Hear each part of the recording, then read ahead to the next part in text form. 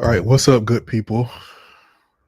Look, I know some of you are thinking, man, we have seen him twice in one day. Yes, you have. I am a little bit stirred up. Got something exciting I want to share that I want to put in front of you. And I want to talk specifically, I want to talk to those of us who are in ministry. I want to talk to ministry leaders because really what I want to talk about is Phygital Church. Phygital Church. Phygital is a term that I use that it really is a conflation of the physical and the digital.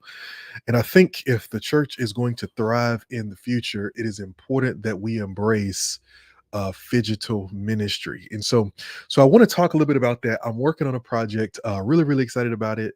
I'm getting ready in about a week and a half from now.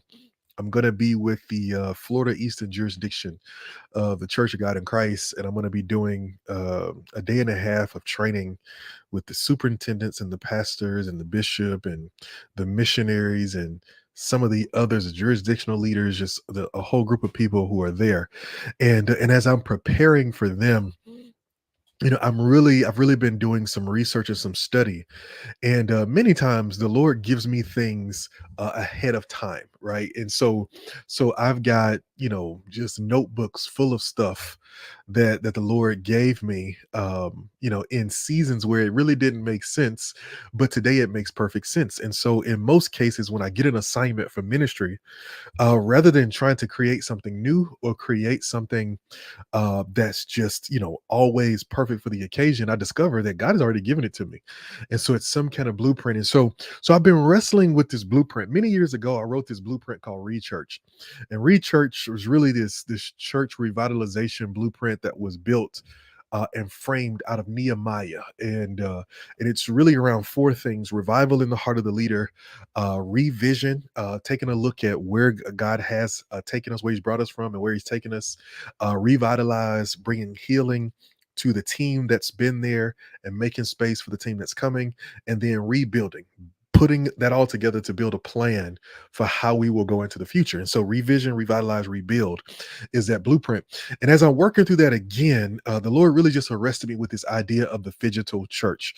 And so I just want to talk about this for a few minutes because I've got to get ready to leave here. All right. But let's start here. Let's understand that we live in a phygital world. All right. Whether we want to embrace it or not, we live in a phygital world, meaning that we live in a world where the lines between the physical and the digital have been blurred. If you look at it, I know a lot of times in the church, we look back and we see the pandemic as this dividing line, right? And in many ways, it was for many of us, and it will be for the church.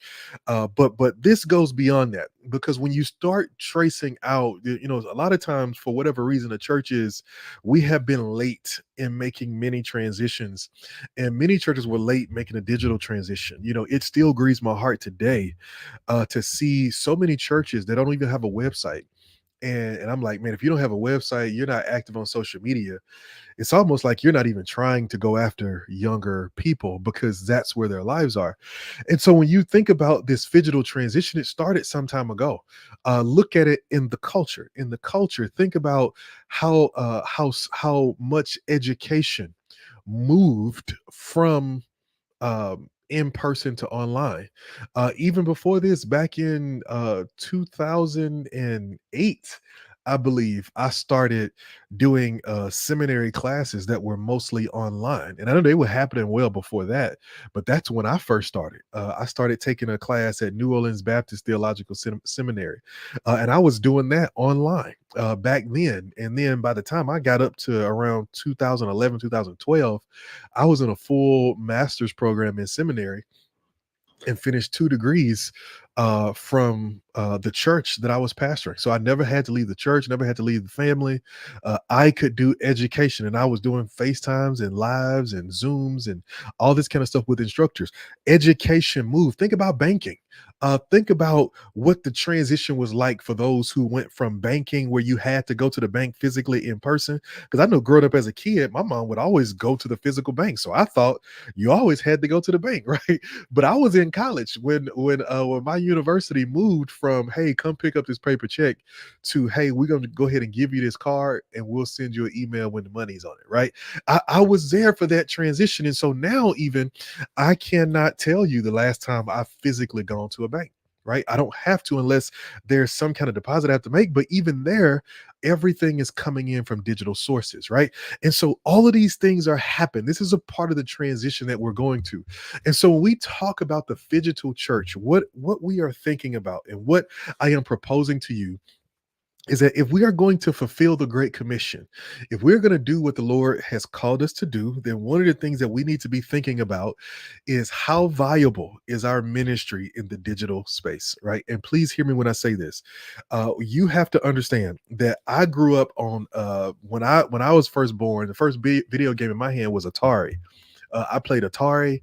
I played Nintendo, the old Nintendo. Then I played the Super Nintendo and all that kind of stuff like that. But that's what I came out with, right? And so I've seen the evolution of gaming systems to go from, that Atari with the stick where everything was all pixelated and everybody looked like little squares, to now you can watch a video game, and it looks more realistic than the real thing, right? I've seen that transition happen. And so here's what you got to understand: the generations after me, right? And I'm about to be 40 years old coming up in a couple of months. Praise the Lord. All right. The generations after me, they were born with iPads in their hands. They were born learning how to work iPhones. Like, they were born that way. And so for them, technology is a natural thing. Technology is not this far-fetched, this thing that is brand new that we can't figure out. They are born with it. My 4-year-old knows how to work my devices just as well as I do. And so here's the point that I'm making. If the church is going to evolve into the future, we cannot demonize all technology. We cannot demonize what we don't know, right? I was watching the movie and it was kind of showing how music kind of was different. And one of the people that talked about was Ray Charles, and how when he came along, they call that devil music and so forth and so on, right? And some of you were young, you were kids when that transition happened, and you remember, and now you look at it and go like, man, that was nothing compared to some of the stuff that's out now, right? It's a completely different thing. Well, you have to understand that same thing, is that the generations coming behind us, they are a technological generation. They make so many of their connections in the online space. They do so much of their living in the online space. I sit up and I watch my teenage girls sometimes, and they're in there giggling and they're having fun, and it sounds like 10 people are back there with them hanging out. And you go back there and really it is 10 of them, but they're all playing a video game together as they talk to each other, as they crack jokes, and sometimes as they're on FaceTime looking at each other, right? It's a different space. And so what the church needs to embrace is that the mission is primary. And if the mission is primary, then there are some methods that we must be flexible on. And here's where I want to challenge some people today. Are there places where you're being inflexible on the methodology to accomplish the mission that God has called you to?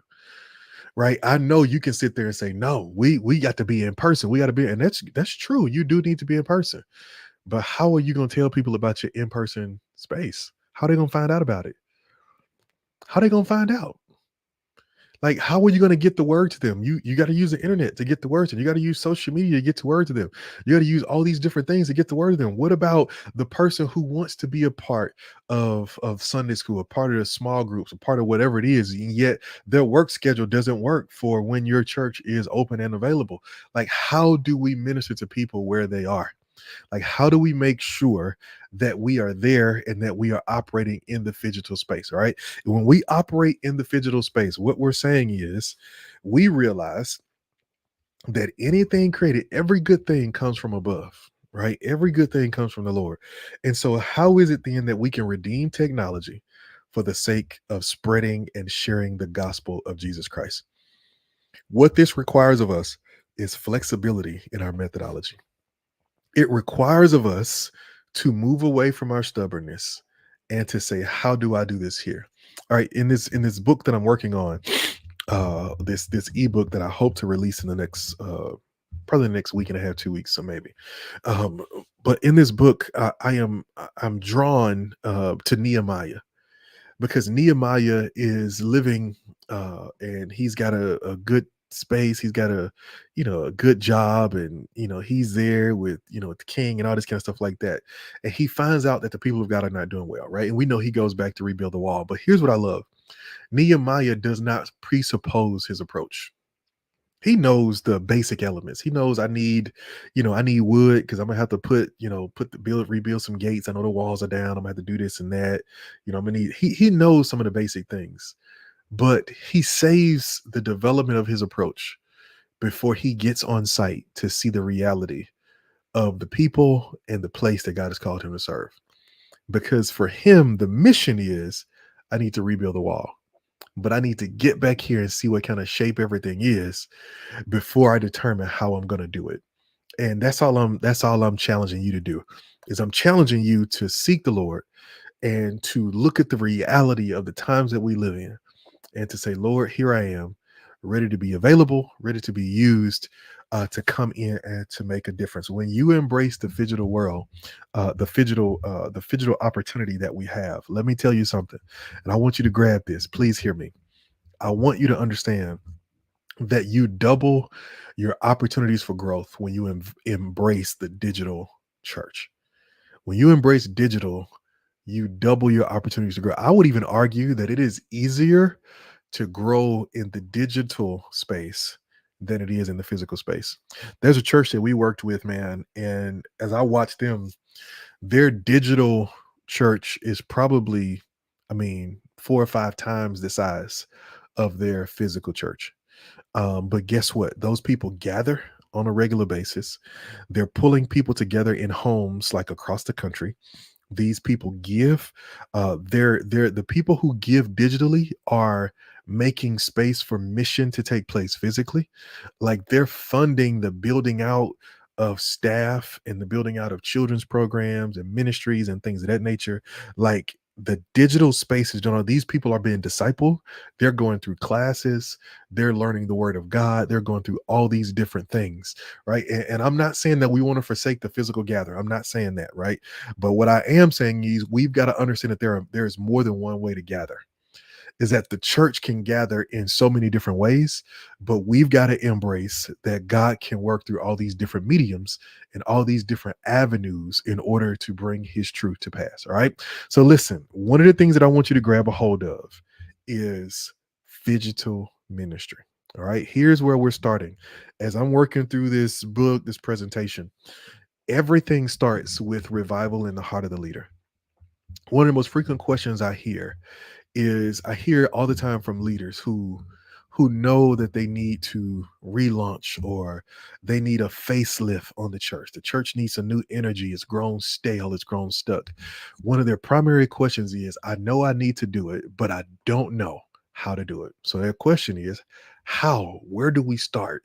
Where do we even begin when it comes to breathing new life into the church and into what God's called us to do? So here it is. I'm going to answer this question for you, and I'll give you more details in the book and even in the e-course that I'm creating that's going to come along with the book. Here's where you start. It starts with revival in the heart of the leader. It starts with the leader. In his book, The Circle Maker, one of the things that Mark Batterson talks about, or I never forget this. He says one of the prayers that you need to pray. He says, draw a circle around you. He says, and ask the Lord, beg the Lord to start a revival in that circle. Because if the Lord will start a revival in this circle, it can go anywhere. I think it may have been, I wonder if it was, I want to say it was maybe Smith Wigglesworth I heard about years ago, that he prayed the prayer. He says, Lord, start a revival in my shoes. Because if it starts in my shoes, then I know it can go into the world. And so here's where you start. If you want to revitalize your church, you want to refresh your vision, you want to renew your commitment, you want to renew the energy in what God is doing in the work he's called you to. It starts with revival in the heart of the leader. Before Nehemiah does any great work, before he does anything, the first thing he does is that after he sees the condition of the world around him, as he hears of the condition of the people of God, he spends time going before the Lord, allowing the Lord to minister to him, to work in him, to work in his heart, to work in his life.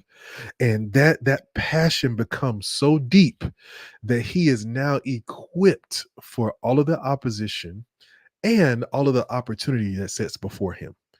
It starts in the heart of the leader. Listen, I don't care how many things you want to change. If you don't believe it, your people will know it. Your people will know it. They will know that you are not authentic. You don't believe what you're asking for, and it will stall. And so you want to see change happen.